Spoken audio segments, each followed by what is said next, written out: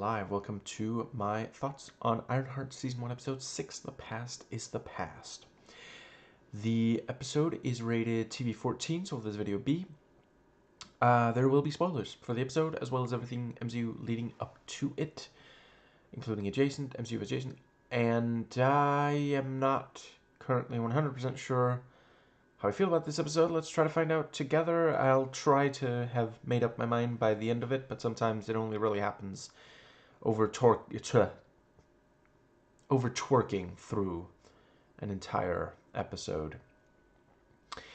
I do just briefly want to, before we get into this episode, I recently discovered the channel Utterly Noah. I can't speak to too much of it, but I have watched his recent videos on anti-woke criticism. He recently did one on anti-woke TV criticism. Something like why anti-woke TV criticism isn't real criticism and what you can do to make it better. So, something along those lines. Really great video. And yeah, you know, one of the shows that he criticizes the anti-woke critics for is their coverage of this particular show. And the episode before this one, you know, every so often someone will ask Riri, why did you make the suit? And she'll, you know, do the coy thing of because I can, but, you know, Ronnie calls her on, no, you know, give me a real answer. I'm not sure she's the first one to ask for a real answer, but you know, yeah, she comes right out and says, you know, yeah, she now says, you know, it's because she couldn't save Gary and Natalie, and now, you know, with this suit, that sort of thing won't happen again. And again, you know, it was implied that that was what was going on, but it's powerful that she is able to say it, you know, and she even says, you know, she froze. That was the first panic attack she had, was when they were shot.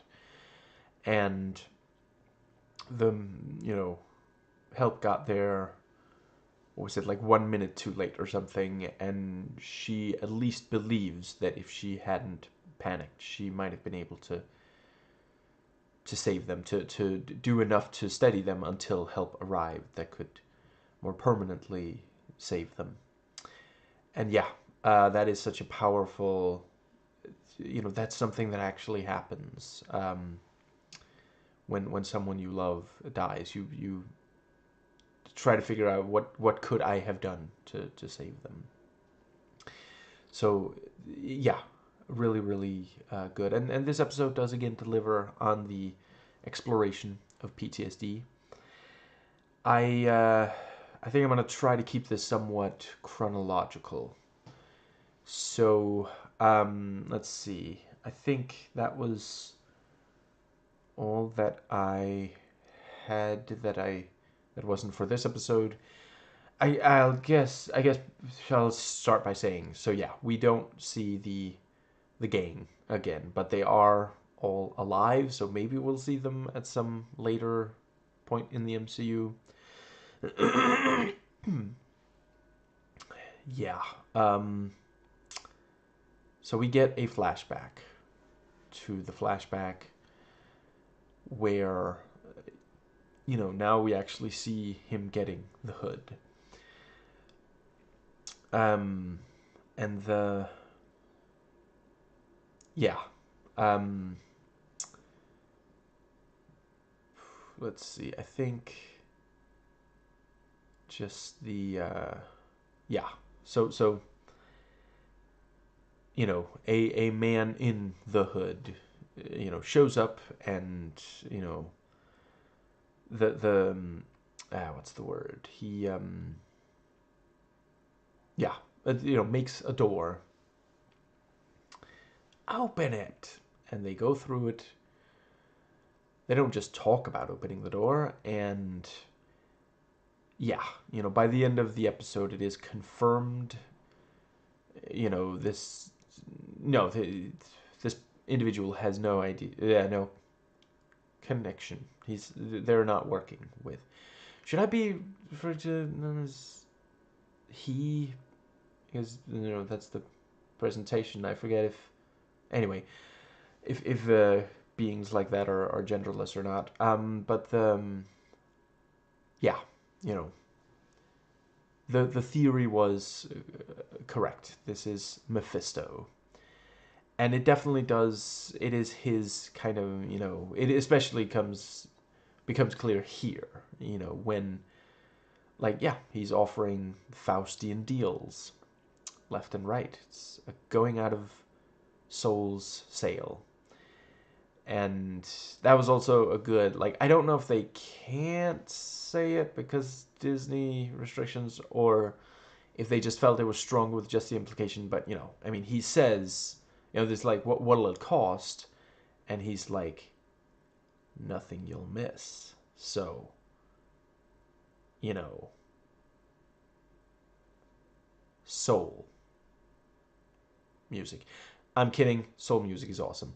Their soul is what he's asking for. Yeah, I liked Sacha Baron Cohen more before I heard he is a Zionist. So that's uh, yeah. Disney is not completely dedicated to yeah. Actually, I suppose they haven't done very much to support Palestine at all. Yeah, that would be a lot cooler if they did. Um, but I will acknowledge he is talented, and he really does nail this sort of thing of like, the sinister smile he has when, at times during his talk with Hood, and later, in the flashback, and later Riri in the present.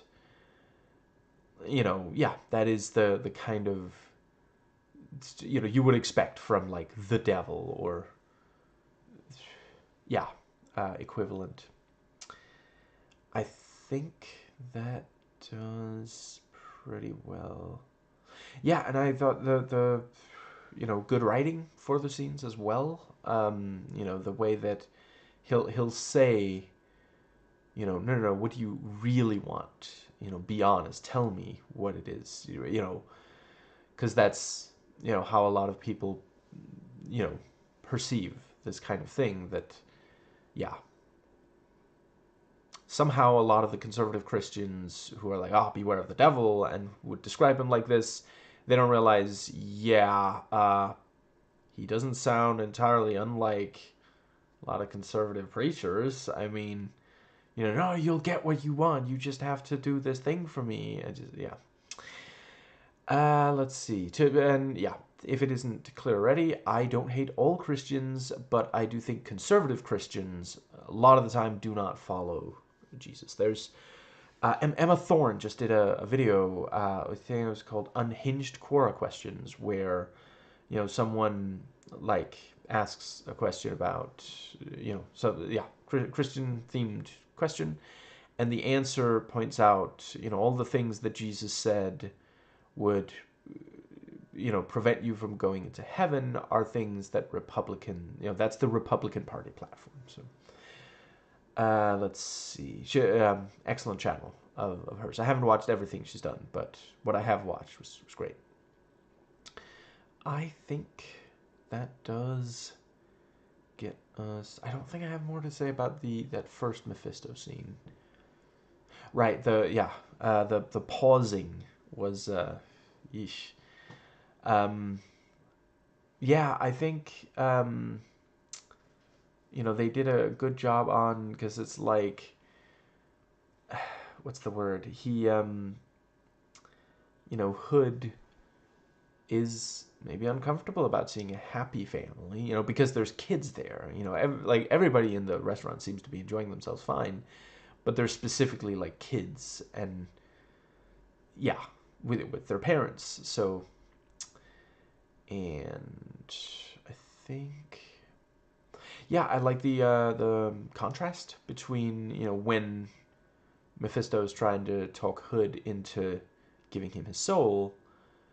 He's like, you're gonna be a king, is and then once Hood is struggling and communicates with him and says there's got to be a better way of communication.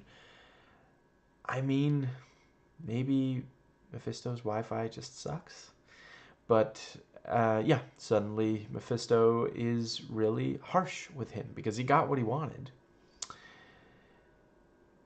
And let's see. I think that does pretty well.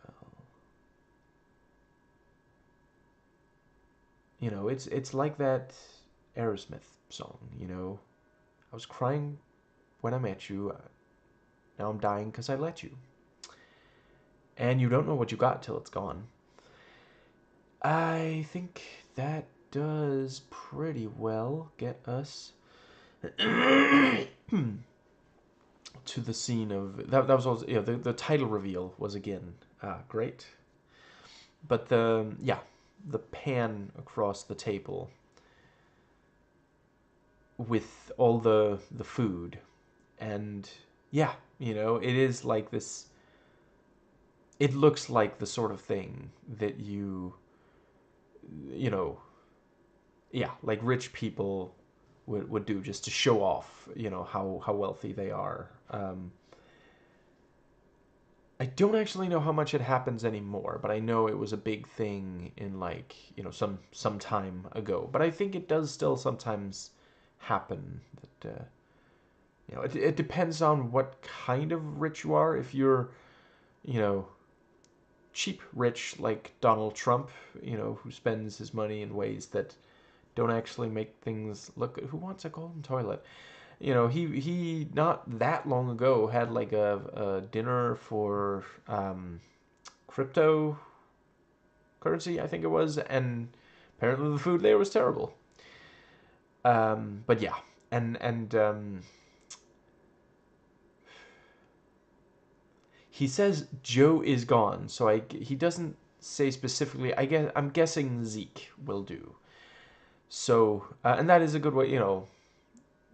Frank Castle is dead. This sort of thing of embracing the new identity. Nobody ever did call Riri Ironheart, did they? Anyway, but yeah, and he points out, this is ridiculous. You expect,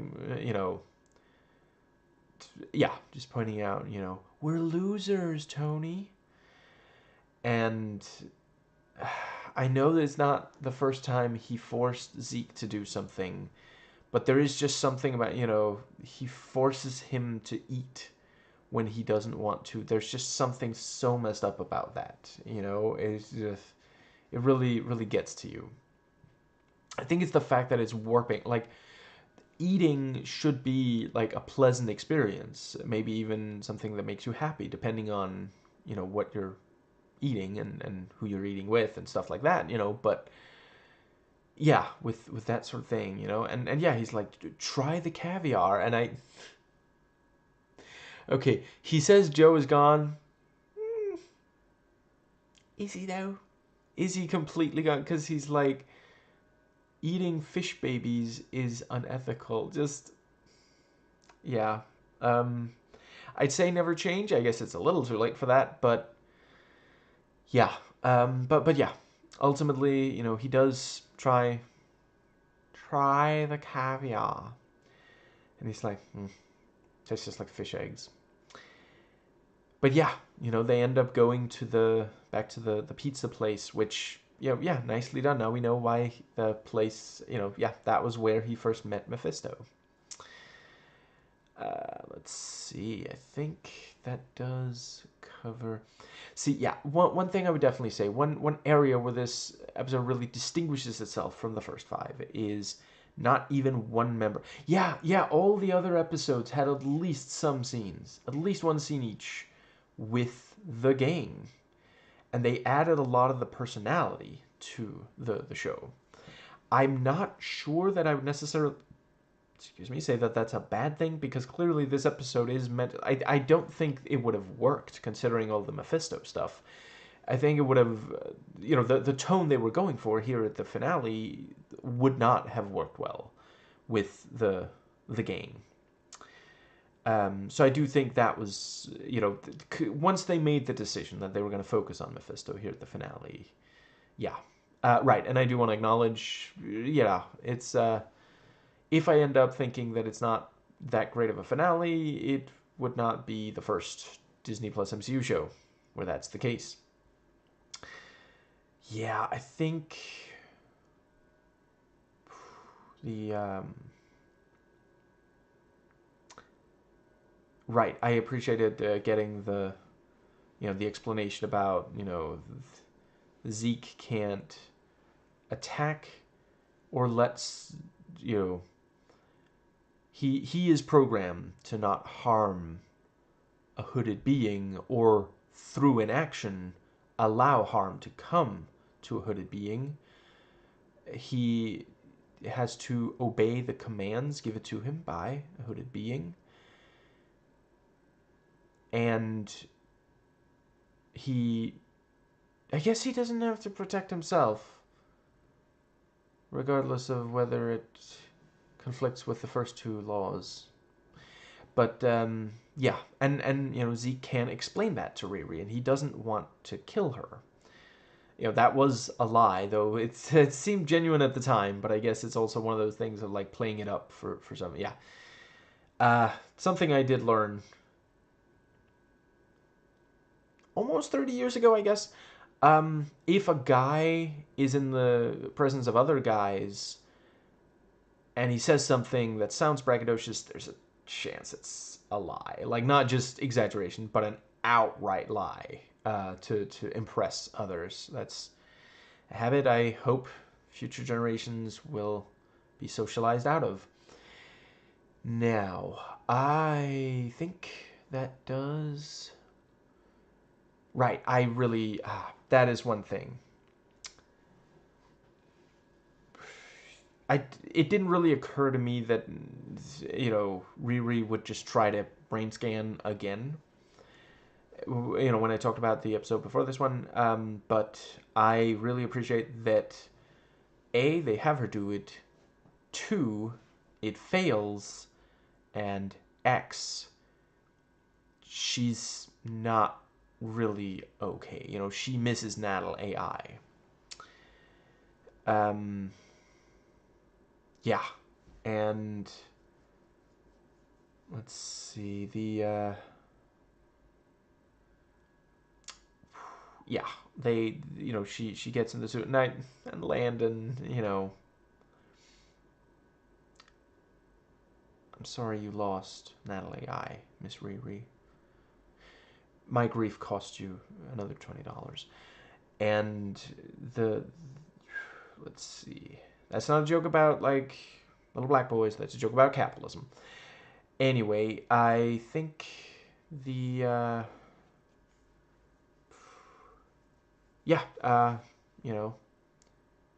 thinks them.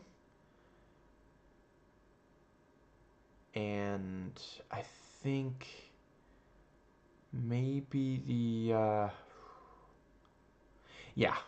have... She does in some ways take a lot of inspiration from Tony, because, it's like, well, you can't just leave. We have to figure out, why did this... It's, it's Zelma, sometimes you gotta fly before you can talk magic. And yeah, she gets to the pizza place. She never does find out about the mansion in the entire let's see, I think that does pretty well.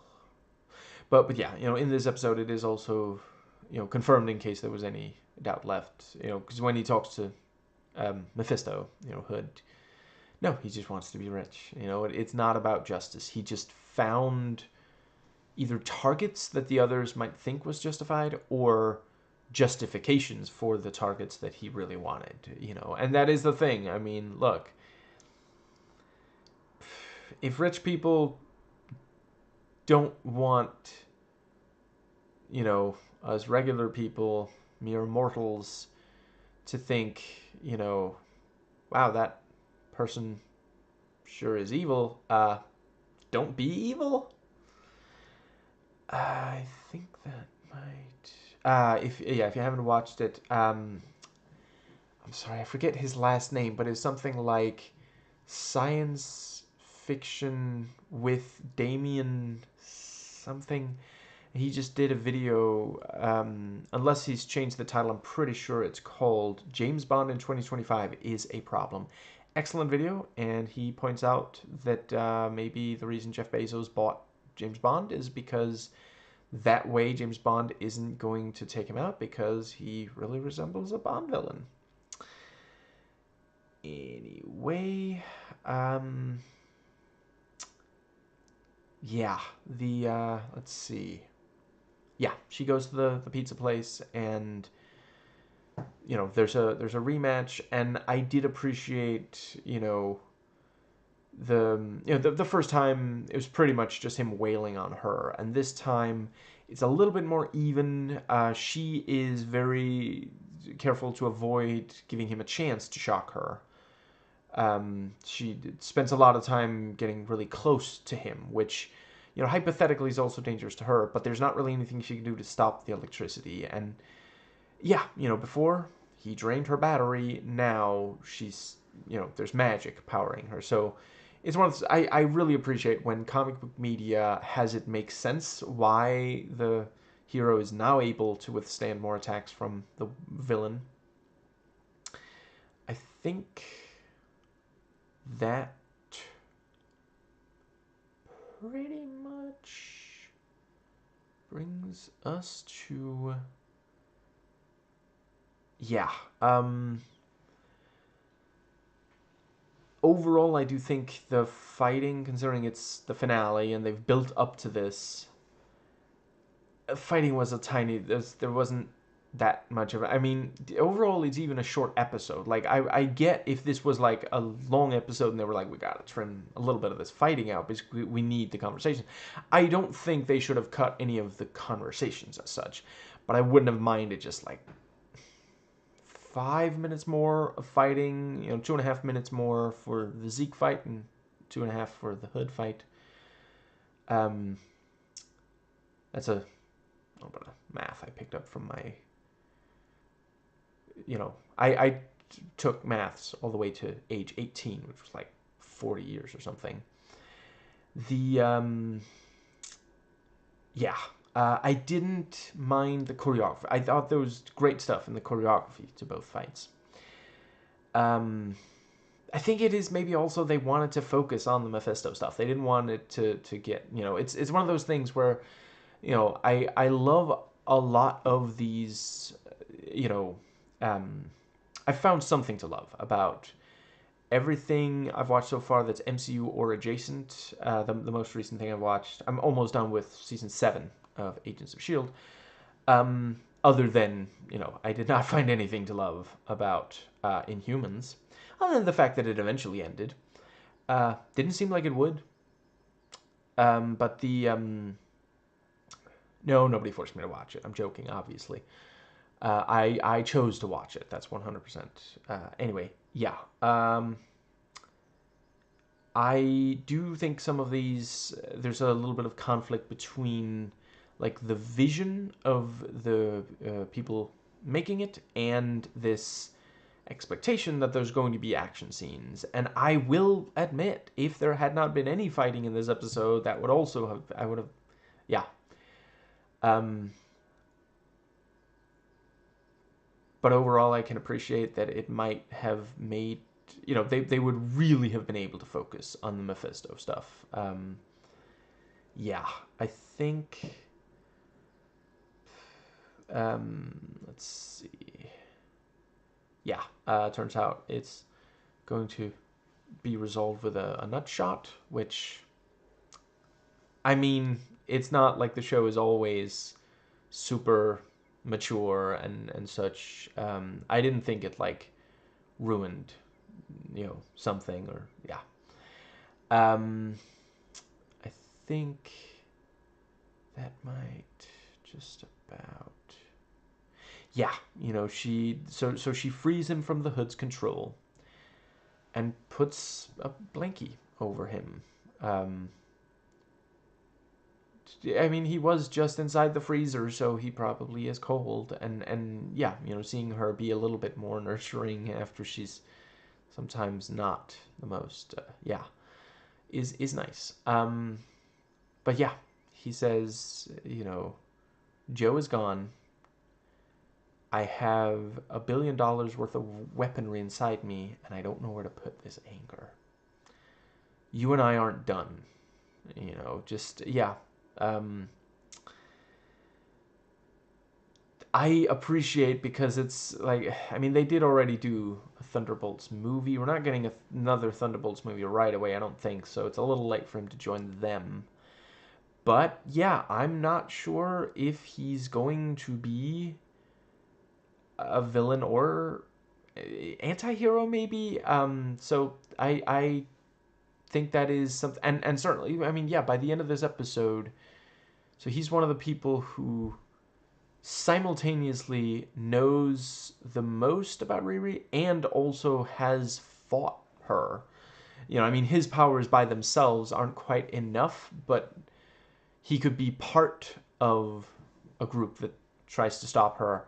And certainly there's a yeah, the knowledge, is could really come in handy. Like I'm not saying that none of Riri's family are gonna notice and try to help, bring her back. But could they keep up with the super team? I don't know. I think that does cover that. But yeah, I thought they did a good job of, like, I don't think it's said by either character, but it's visually demonstrated. He tries to drain her battery, the same as worked in the episode before this one. It doesn't work, so they, you know, and he tries to fight her in other ways as well. Yeah, I think, let's see, that pretty much, I don't really have more to say about this, the Mephisto and Hood, the present day scene. Yeah, she goes and talks to Hood, and yeah, he's barely surprised. He's like, "What do I pay those guys for? Like, just holy crap." Um, I guess that's why he stopped. But the let's see. Hmm. Yeah, I thought there was some good stuff during the fight, and let's see the. Yeah, the fact that she does try to talk him down. It's not treated as though, oh, he's just evil now. There's no hope. She does genuinely believe, that there is a chance. Um, he's like clawing at the suit and growling and all this stuff, and she's like, "Look at what it's doing to you. It's Morbin time." And was that trolling? Did somebody could they not have changed that significantly so it wasn't at all like? Because I just feel like that movie is not old enough for it to be. Yeah. Um. Anyway, I think that does get us to. Let's see. Yeah, it does look as though he's going to be able to, you know, destroy the suit. And so, she says, "Please don't make me do this." And then she says, "Activate emergency mode." And I will say, they got me. They got me good. Like Martha Manhunter got Bruce's mom real good.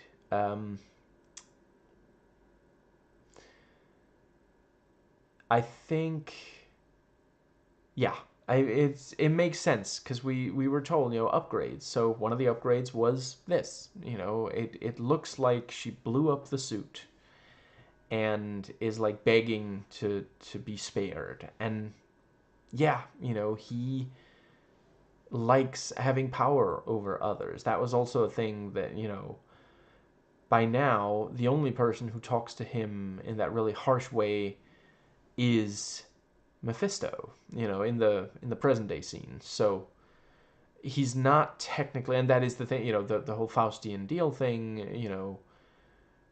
you think the idea is that the person who gives in thinks that they're actually getting, this power, but there's this cost. Um, the soul is one of the things. Probably the main thing. Anyway, I think it does pretty well get us to the. Let's see, what's the other thing? Yeah, she manages to grab him and get the hood off, and I thought they did a really good job on, like, it's not verbally stated, but I mean, he looks like he's going through withdrawal, like from drug addiction. The way he's lying there shaking and saying, "Please, just give me some more. It hurts." So yeah, I appreciate them actually going as far as I think they pushed it as far as they would be able to on a TV-14 rating. Yeah, I think that does cover.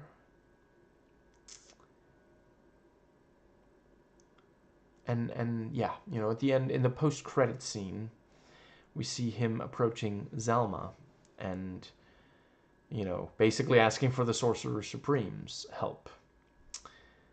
And I think that might just about cover. So, I think I will just very briefly say, so I've said some of my complaints about the action. Uh, yeah. It wasn't too much, but it was, too little and not quite enough kind of thing. No, yeah, too much and not enough. For reasons I think I've explained well enough by now, I hope. Let me know if I need to restate it. Sometimes my explanations suck. I think I'm just very briefly going to go into, so they talk about upgrades. As far as I can tell, the only upgrade other than the magic battery infinite energy thing, the only other thing was the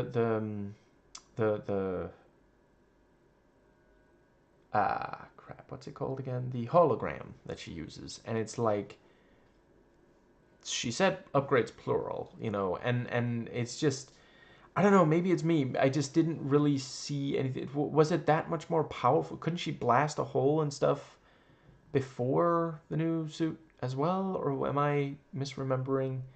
I guess she hasn't used the powers that much to, like, shoot and destroy things. So maybe, I guess it doesn't look that much more powerful than what Tony was using, I guess is what I'm, and that's the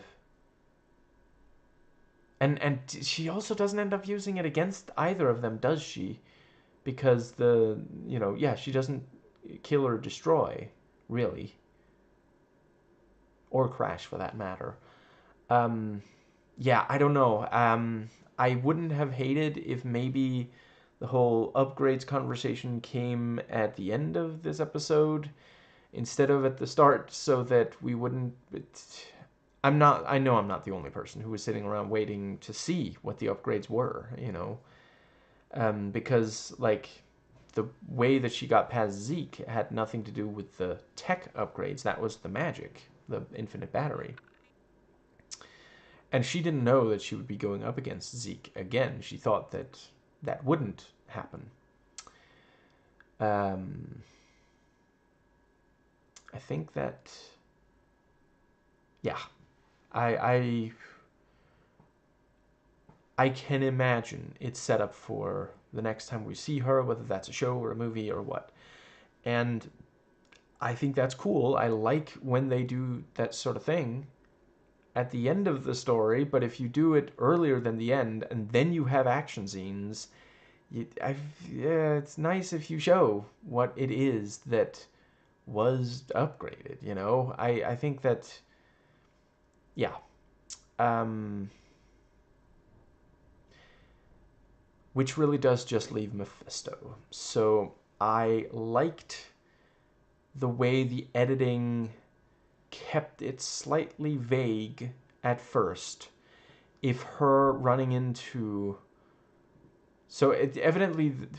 Yeah, what she's standing in front of at the end is not Natal AI reborn, it's Natalie resurrected. Lazarus. And the. I'm fairly confident that the no one working for the curators is watching this video, but in case they are, let's see. I'm afraid I forget which of them, but one of them was recently saying, they didn't know about Lazarus. They thought Jesus was the only one who was brought back. I don't think I knew about Lazarus. I thought that was just, I didn't realize it was biblical. I just knew it from Charmed. But yeah. So the editing there made it slightly unclear at first. By the end of the episode, it's clear. But at first, it's not clear whether or not this is something that Riri is just thinking this is what it would look like if I did agree, and then she decides against it because it cut. We see maybe a minute or two of her with, Natalie back, and then it cuts back to her sitting there talking to Mephisto. So we find our, at first it looked like, oh, they're skipping ahead, they're cutting to that part, and we realize, oh no, she agreed, but then it cuts back, and the look on her face, it's like, I know what you're up to, kind of thing. So we think, oh, she thought about it, she imagined it, and she realized she shouldn't, which would have been, one could imagine that being the case because of her talk with Zay. But the conversation was really good. Should we take anything from the fact that each time Mephisto shows up, he's offering like pizza?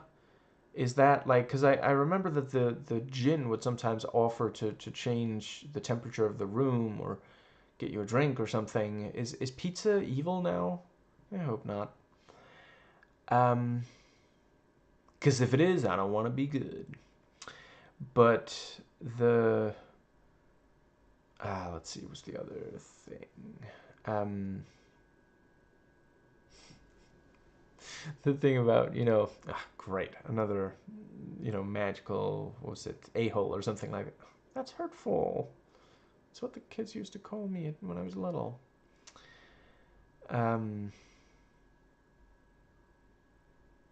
His nickname was Flower. Then there was it's a reference. Anyway, moving on. Yeah, her talking to him, and the thing about, the let's see.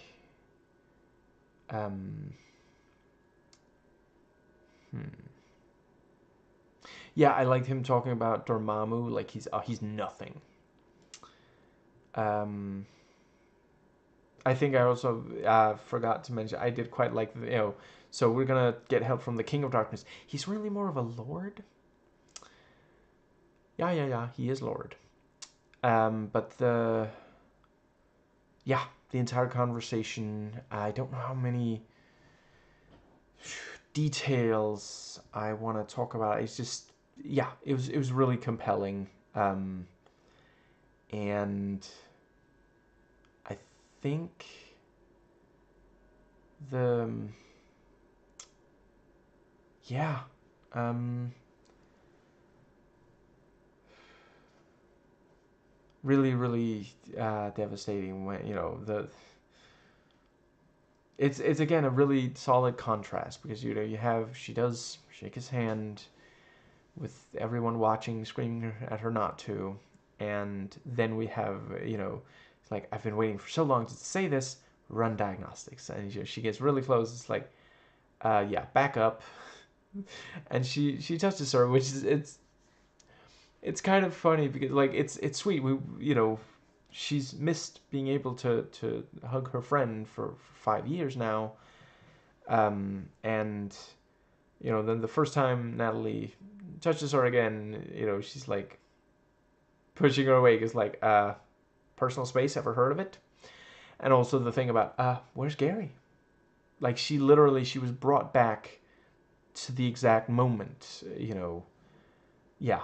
um I think that does pretty well. Yeah.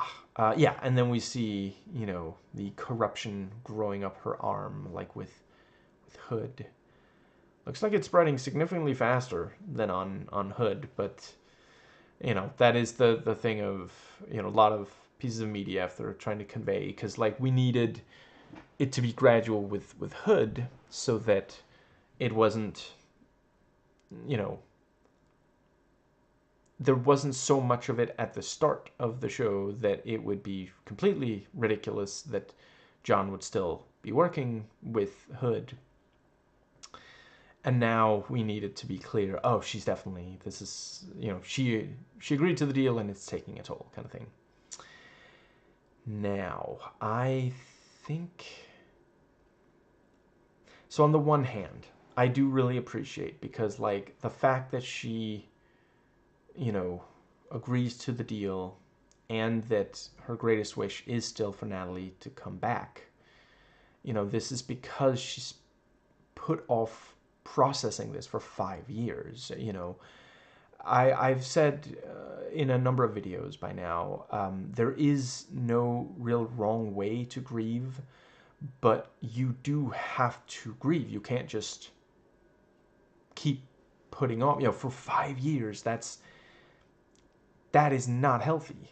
That is, you're not going to get over it. And he also, he says, pain doesn't heal all wounds.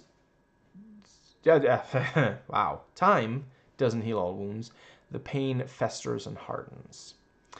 That is true if you don't process it. For many. And yeah, that's a really important, again, thing to note. It stands in stark contrast to what is grief but love persevering. Like the yeah. Um, and I think the show has done a really good job of showing the yeah, Zay is in a much better place than Riri and Ronnie when it comes to Natalie. And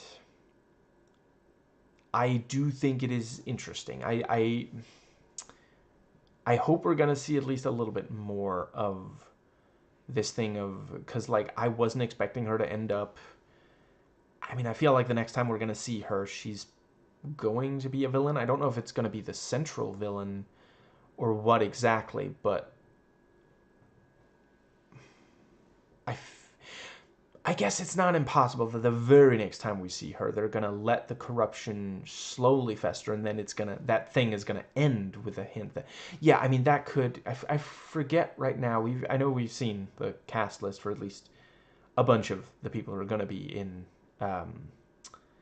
Is it both of the next two Avengers movies or just one of them? I forget, but yeah, at least one of them we've seen cast list. I do not remember right now if she was among those names. There's just so many names. But I could see her be an Avenger. You know, I'm sure she made an like we were told about like, oh, there's a YouTube channel dedicated. Yeah, and like Shuri knows, and Shuri is the Black Panther, so makes a lot of sense for there to be. Um, yeah, she could be an Avenger. Um, and then you know maybe over the course of it, every so often she's like, fine, I just need a moment, you know, kind of thing. And the others think, oh, it's just, you know, she's not super used to this. She needs a little, you know. And then by the end, you know, we see like how much the corruption has grown. And, you know, maybe near the end, you know, someone's like, are you okay? I'm sorry, can you remove the faceplate so I can see your eyes or something like that? And, you know, and she's like, there's a slight malfunction with the faceplate right now. I'll fix it later. Don't worry about it. I'm fine, you know. And then later we see her, you know, we see the faceplate come open, no problem, and we see her face like covered in the scars. Maybe her eyes glow red or something, you know. And yeah, maybe there's even like a line of like, you know, the either Sacha Baron Cohen pops up, or maybe you hear his voice, or maybe they recast. I don't know. They've had to recast a couple of these villains. But yeah, you know, and he's like, are you ready? And she responds, I will do as you command, or something like that. And then the next time we see, you know, she's gonna be, it's yeah, the you know, someone is gonna have to take down, you know, Riri and Mephisto, and you know, maybe she'll even, maybe the two of them will pair up as the central villain of a movie or show or something. You know, I could see that. And I don't hate that. I hope that they're not going to have it be one of the ones where there was no choice but to kill. You know, it's the. I am overall okay with Wanda's end because she did get to redeem herself at the last moment. Well, do some redemption of herself at the very last moment. And we have gotten a bunch of appearances by her. And also, I really don't want Elizabeth Olsen to feel like she's just chained to this franchise. You know, was it like 7 years where she appeared in a number of these, you know, so I'm. It was really nice to have, you know, her tremendous talent in the MCU, but I don't want her to have to only give it to like I. One of my favorite performances of hers remains when she played. See, I gotta think. Martha, right? In Martha, Marcy, May, Marlene, you know, back in 2011. Amazing movie. And her performance is such a big part of that. Not to take anything away from the other. I can't believe I'm blanking on the name. Sarah Paulson, I think. And I'm sorry, I do not remember the dude's name. He was also really good, though. I'm not super familiar with him, I don't think. But yeah, you know, I want her to take more roles like that, more roles where she isn't, where there aren't these constraints. I think she did do really well, especially considering the limitations in the MCU. She gave a lot. The MCU is much richer for having had her in it. If she does pop up again, I hope it's because the actress really wants to, and not like some sort of favor or something that she ends up regretting or something. Anyway, but yeah, I hope that we will get more good Riri, but I do think it is potentially really interesting to have her as evil. I've spoken about this before in other videos on the MCU. In the comics, like, heroes become villains and villains become heroes with just enough appearances by many of them. Like, there's only so many villains left, or yeah, villains or heroes left that have never switched sides even once if they've gotten a bunch of appearances, you know. So yeah, let's see, I think that might, yeah, right now I forget which one it was, but there was a villain that like turned on Red Skull because, you know, he doesn't want to work with a Nazi. Like, you know, it's just, yeah. I think I'm glad that we're seeing that at least a little bit more in the MCU. I was not super happy with how much we got before the MCU. With one obvious exception, I think they did a really good job on Magneto in the Fox X-Men movies. But other than that, yeah, just there wasn't enough, and a lot of the time it just wasn't super convincing. I guess I don't want to give it away right now, but there's a really famous example in superhero movie from decades ago, and I'm not the first person to point out that in that movie they don't handle it super well. And so far, I think the MCU has done a pretty good job, my opinion. I think I haven't watched it yet, but I did see that Nando uploaded a video where he was not super happy with the finale. Anyway, I think that does cover.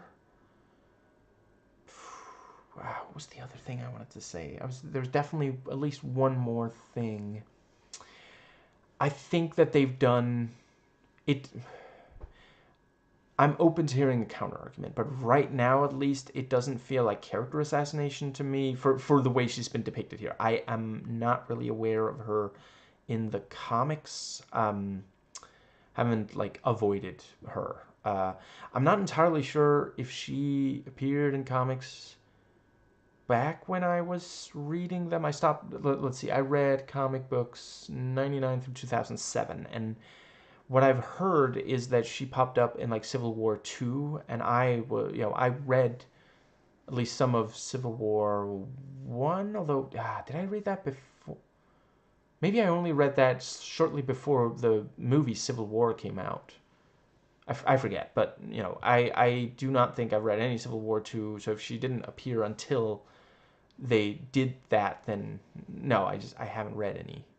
But the way she's been characterized so far, yeah, I do believe that she, at this point in the story, would give in. You know, obviously we want her to be emotionally healthy and safe and such, so we don't, from that point of view, we don't want her to do it, though. Again, from a storytelling, like, I think it is like we haven't really had. To be clear, I gotta word this carefully so I don't sound ridiculous. Obviously, we've had evil individuals in iron tech suits. I'm not saying that. However, they don't tend to last long. Ironmonger, Whiplash, did he officially end up being called that? You know, the Mickey Rourke character from Iron Man 2. I mean, I guess the third one technically doesn't even really have one. Yeah, you know, that's. I think those are all of them, and didn't last for. I mean, okay, technically, Rhodey the Scrody, but I don't. I already forgot so much of that show. Did he even suit up in that show? I'm not sure he did. I remember him doing evil when, like, in a regular suit, but other than that, we had Ultron and briefly Vision, and well, I guess maybe Vision some more. We'll find out in Vision Quest, I guess, but those are not human beings in suits, you know. So yeah, I'm sorry, I like stories that have evil people in iron tech suits. You know, that's just something I think I find it compelling as villain, especially because it reverses. You know, the first hero we were introduced to in the MCU was Tony, and yeah, the idea of an evil individual flying around in a suit, and maybe even like, I mean, right now, does anybody even know she's evil? I guess not really, because nobody saw. Like, if you asked Zeke, Hood, Zelma, or anybody other than Zelma who helped with the suit, no, they're gonna be like, what are you talking about? She put on the suit. I mean, she was in a hurry to get out of there, but then she went and stopped the Hood, and what? No, no, nothing happened. I do also wonder how she's gonna is she gonna convince? Uh, I guess I need a name for reborn Natalie. Natalie Reborn. Is she gonna be able to convince her? You gotta hide because technically you aren't supposed to be alive, and can you pretend to be a hologram and avoid people touching you for a little while? But yeah, no, I think that's at least potentially interesting. An argument could be made that maybe it shouldn't be happening at the end of, like, as far as I know, they're not making season 2. I haven't heard of, yeah, as far as I know, this is, I think it was Nando who pointed out they kind of had to get this out of, they had to release this before, the next appearance of her, so yeah, I don't know. I guess it's possible that they'll do. I do hope they don't make a habit out of, because Luke Cage season 2 also ended with him embracing something of a villain role, and then we didn't get a third season to that. And now, if we don't get a second season of this, but no, if she'll appear elsewhere, they can follow up the story. I think, yeah, I really appreciate this conclusion to the show. I have been talking for a while.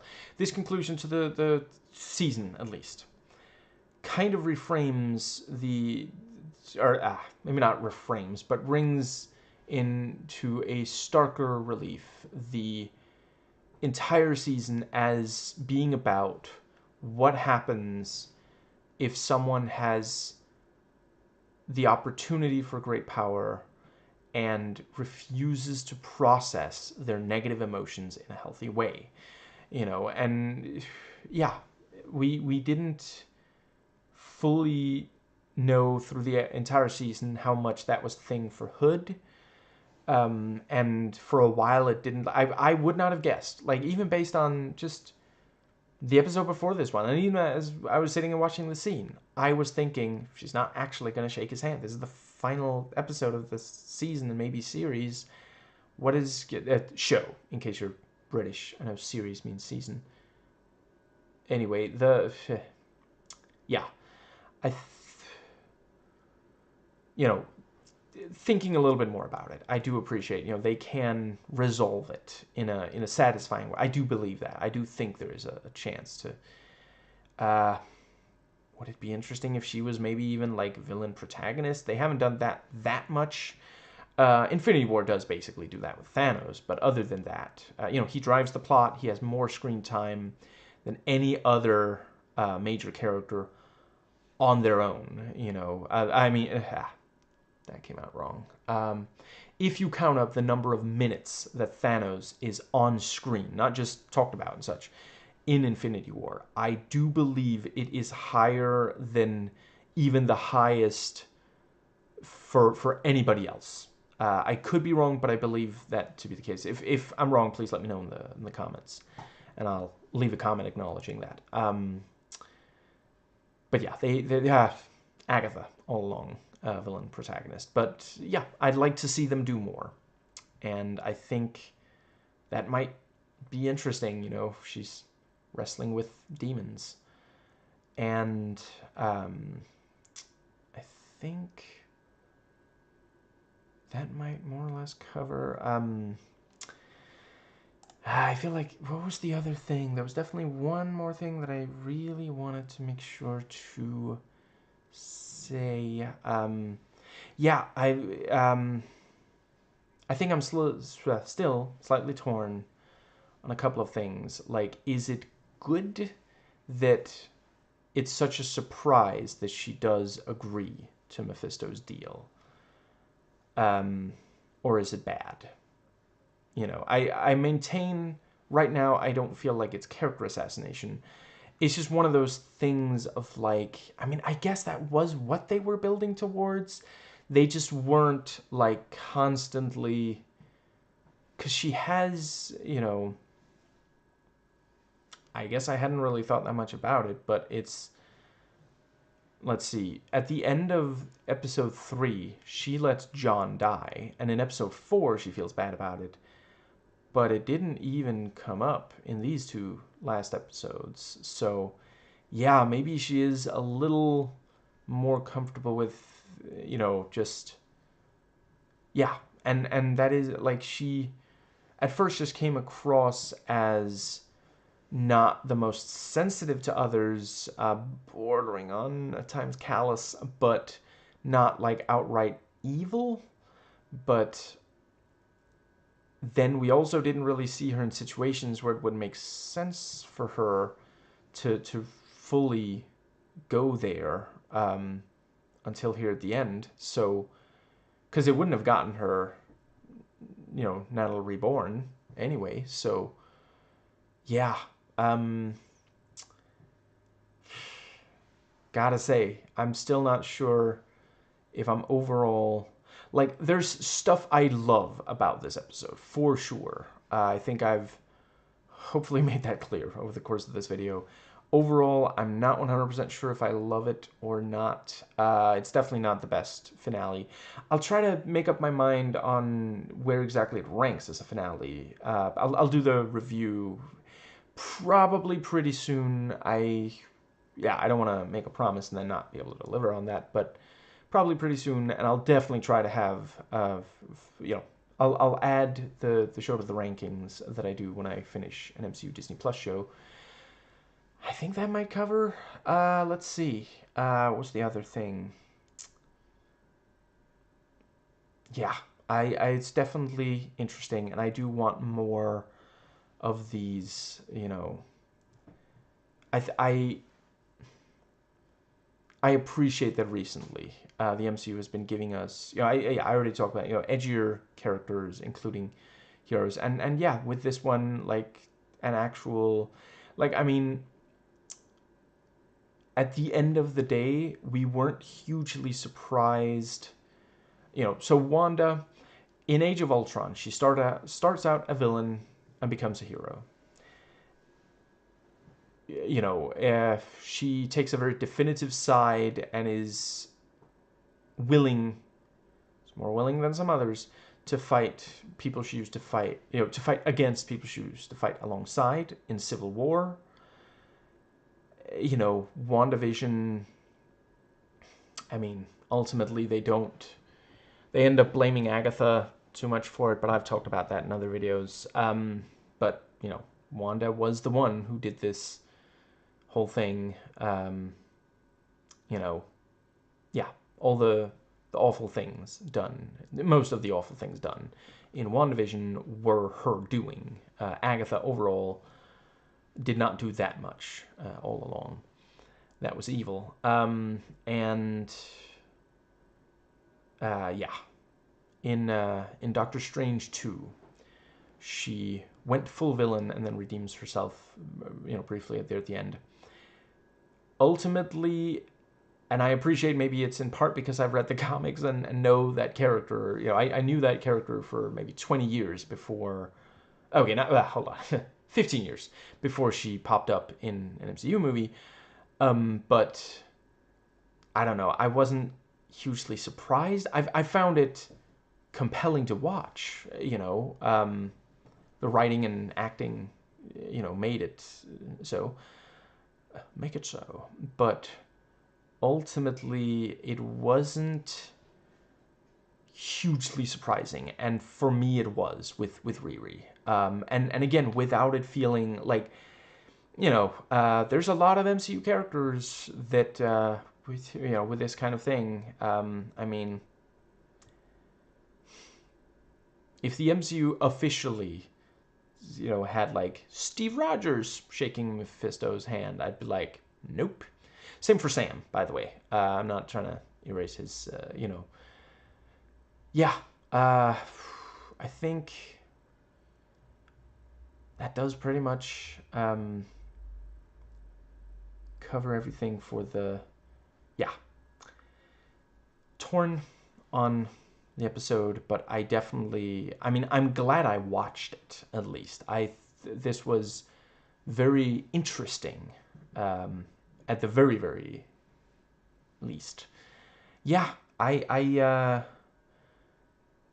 I think that covers everything that does not go in the spoiler-free review. So yeah, um, yeah. When she asks him, what is your name? He says, I've gone by a lot of names. Some of them, honestly, kind of hurtful. I mean, when they call me Lord of the Flies, are they saying, do I stink to you guys?